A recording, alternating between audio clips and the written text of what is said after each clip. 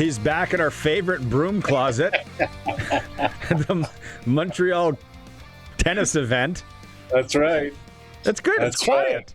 It's quiet. It's very quiet. It's got Wi-Fi, little broom closet to myself. You could be like Elaine Benish. You should start ordering food to it. Just put a number on the door there. What else? What are you finding in there? You're looking over to the left. There's a box of Triscuits, and I'm just wondering when the best before date. If they say, if you lift up that under. If you lift up that box and it says, win 2 tickets to the Montreal Expos final season home game, then you know they're too old. Or it just lift the box and it just like disintegrates from the bottom. I don't know if you saw the New York Islanders and their jerseys that people not bad. Like the top left one there, if you're watching the stream at sportscage.com, it's got a bit of a lighthouse-ish look. I would probably say those ones are my least favorite. The other ones I don't mind. Yeah, I never minded Captain Highliner one personally. Okay. But so then we got to thinking, like, what jersey would you like to bring back? Or what are your favorite jerseys? Now, for me, I'll say one of them isn't really a jersey. It's more of a color scheme, which I can get behind any team that has the Maine Black Bears colors, that double blue. So that's where the Toronto Argonauts and some of the stuff that they run out in. I'm kind of liking that. Arash, what tickles your fancy? Well, it's funny because I'm back in Montreal now. When I was first out of university college, I moved here, and I lived across the street from a subway station. Where shout out Lucky Loggers. Oh yeah, where you could jump, Barney, onto the metro from Guy Concordia and go 10 stops to P9. And you'd get off at the subway station there. You'd come up the escalator. There would be 3 scalpers charging $5 anywhere you want to sit at the Big O to watch the Expos. And, like, you're getting a chance to watch, like, we're talking about Vlad Jr. now. Like, Vladdy Sr. was playing for the Expos, you know? Pedro? This is post-Pedro. This is like 2003. Like around, because the team left in 2004. Larry Walker? Long gone. There was a Jose Vidro in the mix. It was the Moises Salou eating sunflower seeds like a son of a gun. Frank. Okay, so I got a good story. So one Sunday morning, I told John Gibbons this story one Sunday. We were somewhere on the road, and like water and coffee and chewing tobacco all started coming out of his nose. So one Sunday, plans to go to the ball game. My roommate, myself, and a buddy from university. My buddy was a bouncer at a nightclub on Crescent Street. So it's a 1:00 game on a Sunday. He comes over and he says, "Boys, don't worry about it. Beers and food's on me at the ball game today." We're like, "Oh man, what happened?" And he said, "Well, like our club, the Padres were in town, and a bunch of the Padres, this is like early days of bottle service. We're in the VIP room at this nightclub in Montreal on Saturday night. Well, at like 2:45 a.m., Ryan Klesko comes up to my buddy and says, "Hey, I'm looking for some post-game entertainment." And Ryan Klesko had done the majority of the consuming of the bottle and the bottle service. Anyway, the VIP room went till like 5 in the morning, 5:30 in the morning. Oh boy. The bottles kept coming. There was company that showed up, and Ryan Klesko, just staggering out of the place with his company on each arm, gave my buddy $500 US on his way out. He's a big leaguer. And the next day, we get to the ballpark, we get a couple beers, we get a hot dog, Star Spangled Banner, Oh Canada, the starting lineups. Scratched for today's game, Ryan Klesko. And there's 3 dudes in the stadium, empty stadium, who just die laughing. And we wore out the third base coach for the Padres the entire game. Where's Klesko? We know what Klesko got up to. Yeah. That probably happens a lot, eh? It happens a lot. That's a good. Hey, speaking of baseball, I didn't watch the game yesterday because I was sanding a deck, hurting my back. Okay. But one of the weirdest situations I saw it this morning on the rerun. I would say in baseball, but just in sport in general, happened in that game. It was the weirdest thing. So 4 outs were needed to end an inning. The Red Sox scored a run they shouldn't have. The weirdest thing. So it's the 7th inning. Corners loaded, 1 out.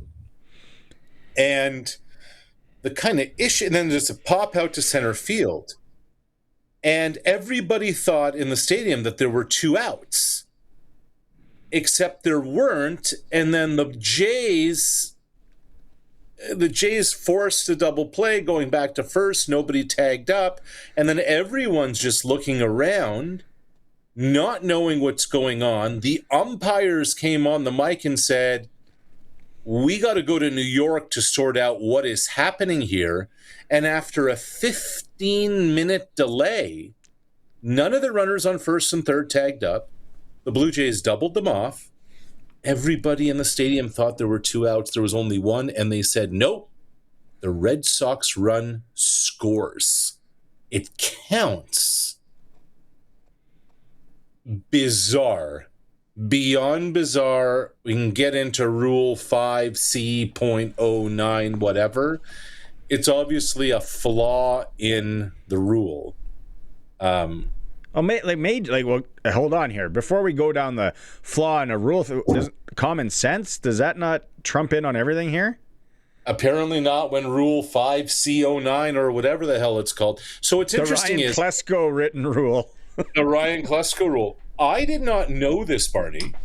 All those years I covered baseball, I did not know this, that the Jumbotron in every stadium, the ball strikes outs, it's not the home team that controls it. It's actually a Major League Baseball official.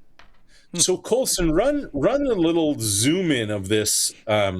So on the Jumbotron, it says 2 outs, and then someone's like, oh, wait a minute, no, there's only 1 out. So while the ball was in the air, the video board at the ballpark went from 2 outs to 1 out. They still doubled them off. Everyone's pointing around looking confused. Look at dead center there, Barney. Yeah. 2 becomes 1. Wow. It's The Price is Right. It's, let's spin the wheel. The fix is in.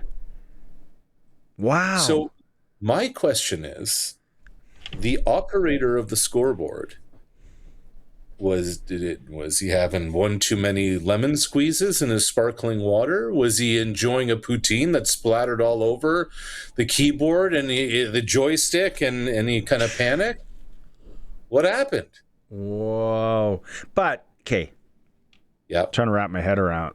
At the end of the day, the players and the first base and third base coach on the Red Sox should know what's going on. Everybody should know what's going on. The umpires should know what's going on. It was just one of the weirdest things. The old adage is, anytime you go to a game, you might see something you've never seen before. There are very few people in the stadium that day. Like Dan Schulman's probably broadcast 4,000 or 5,000 baseball games in his life. And he didn't know what was going on. So, wild one. I'd like to hear from the scoreboard operator. Yes. What happens there? But after statute of limitations, like down the road when he's retired, take us through that predicament that you were in. Yeah, so there's a social media account called MLB Scoring Changes. And they say that scoreboard operator is called a boss operator. Put boss in quotes because it's balls out, strike situation. And it's done by computer. And so what effectively what they're saying is all boss computers are tied to scoreboards for ball strikes and outs. And I guess something had happened in the previous play, so mistakenly they put 2 outs, and then once it went back to 1 out, it still doesn't make sense to me, Barney. I don't know. There are coaches at the North Regina Little League that are like, what? How does this happen in the major? Okay, but let's get beyond all this, which is still a wild story. Can't wait till it comes out. My Blue Jays are rolling. Your Blue Jays are all of a sudden 3.5 games out of a wild card spot. Now, they got a bunch of teams they got to leapfrog to get there. And Trey Savage just had meniscus surgery, so he's week to week. We'll see if he gets back in time, 6 weeks away. But they're winning games. You know, they win 2-1 yesterday. They're still not hitting, but they're winning games. And so, you know, remember what I was telling you last year? Meaningful September baseball matters. Then you start scoreboard watching. Then you start following.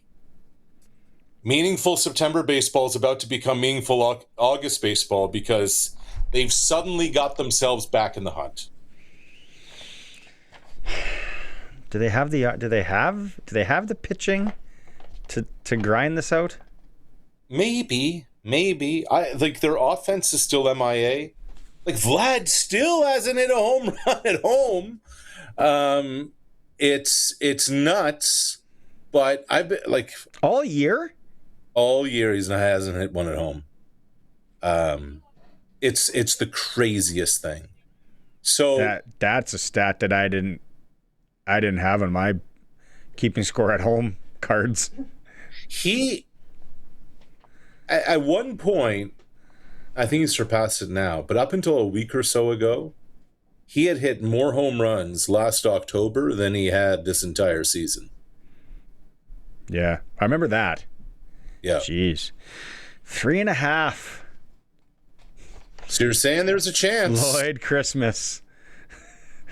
Here, Slimmy, Slammy, so Swami. You're telling me there's a chance. Yeah, there it is. Right there. Let's move over to my buddy. Actually, is at the game. He just sent me a picture of a dollar hot dog watching the Reds. He's a big Red Sox fan, warming up. He's in the mixer. Okay, let's go to the CFL now. Yeah.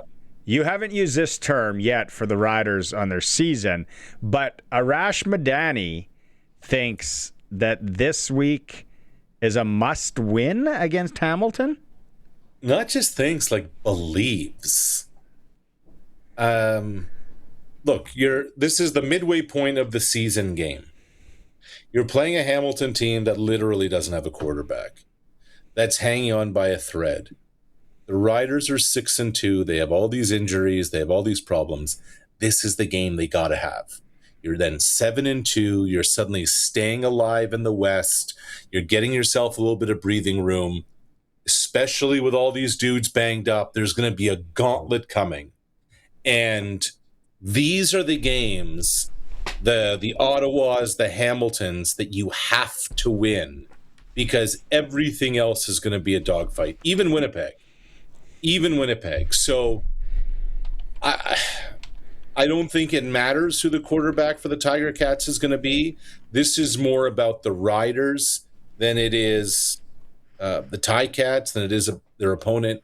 Get this, and you're in a really, really good and comfortable situation at the midway point of the season. Yeah. Hamilton scares me. But you say that about every team every week. No, I didn't say that about Ottawa. I don't know. Trap game. Yeah. No, I don't use that term.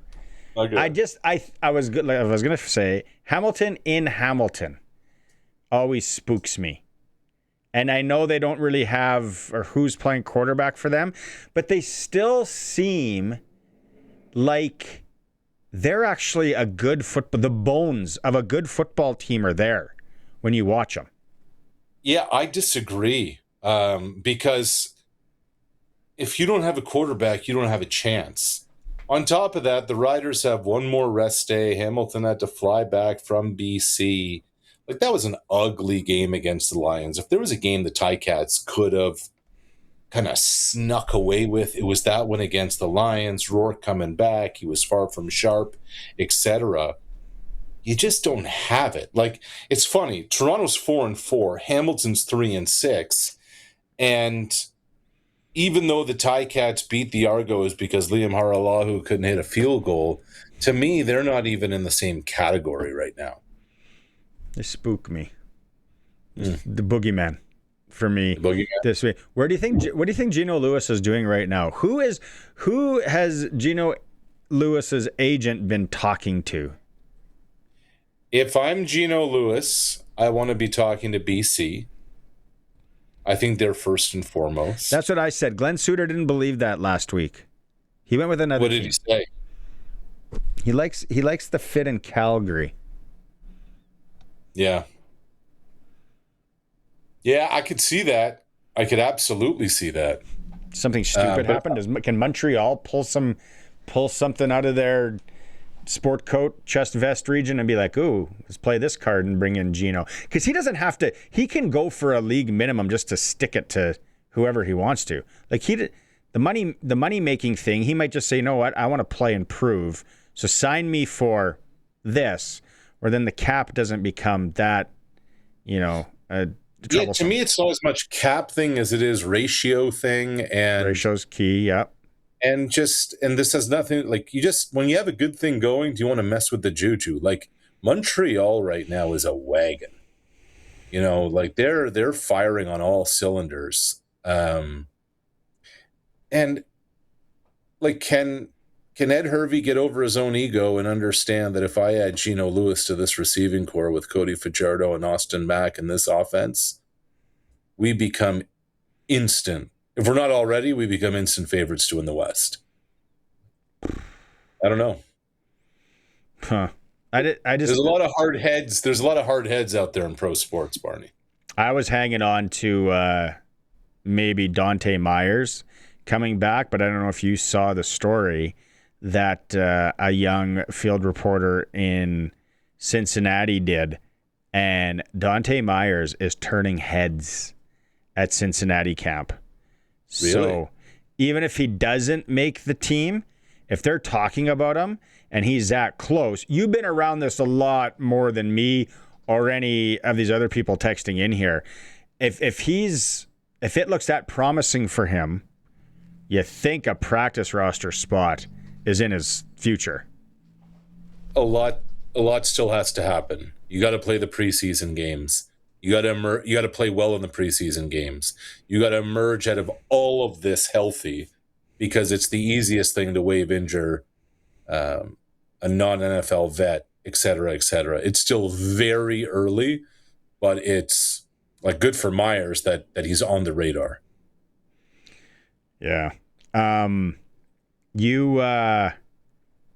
What do you think about Montreal and Ottawa? Can we do some load management speculation here? So I was thinking about this actually this morning. So the Riders running backs coach, Andrew Harris, I am convinced that the Bombers don't win the Grey Cup, their first Grey Cup in forever in 2019, if Andrew didn't get the suspension for 2 games. Remember, it was later in the season. He had to sit for 2. Running back, you're getting beaten up, bruised, etc.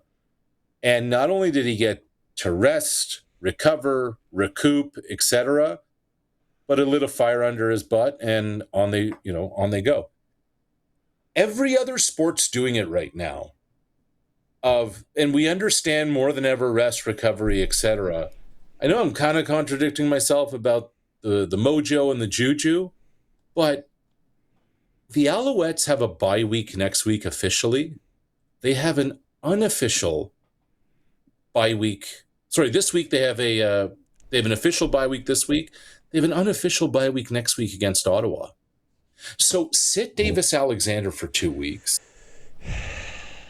Here's like hamstrings need time. I'm not saying the hamstring's an issue now, but it can flare up at any time. He's in all the meeting rooms. Have him do some practice, etc., etc.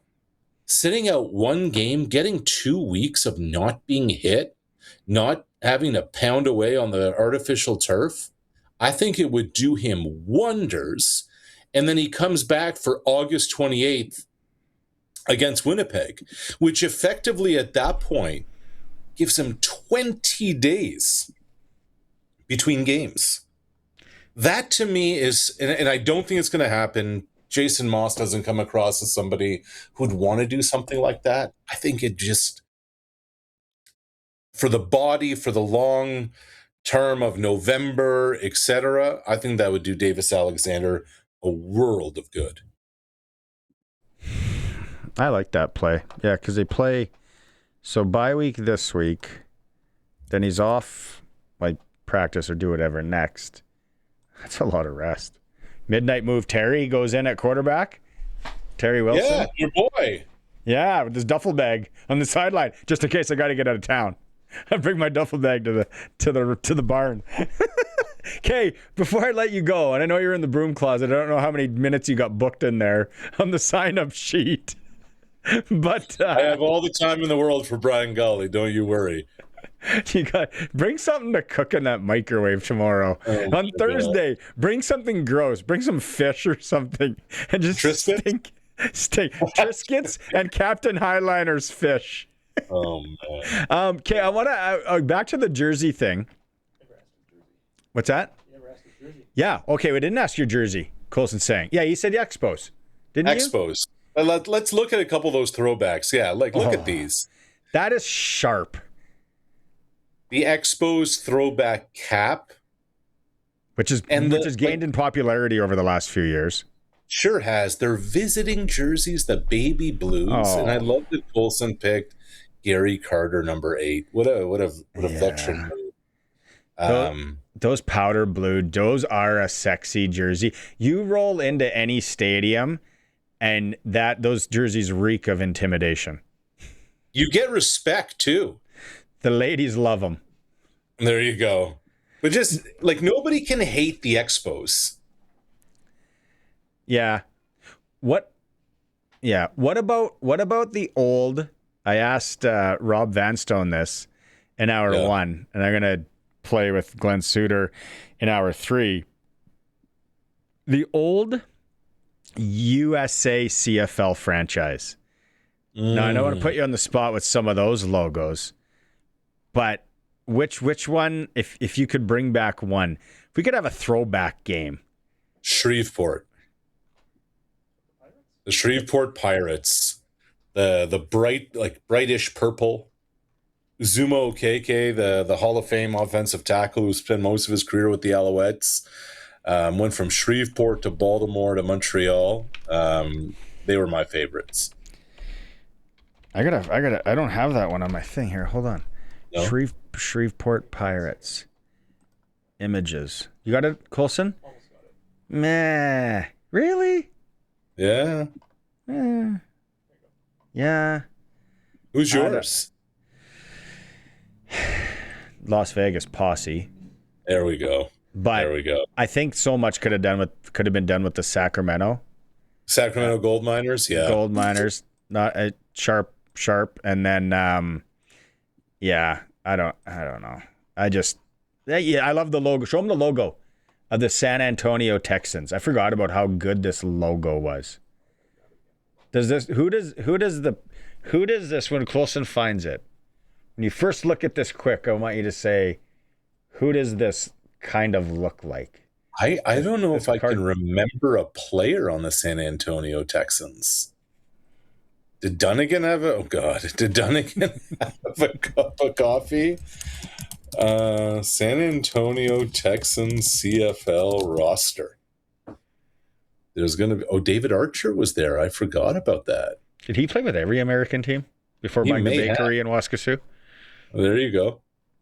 Man, Memphis Mad Dogs is bad. That's a bad logo. Malcolm Frank, who was great in Edmonton all those years, the defensive back.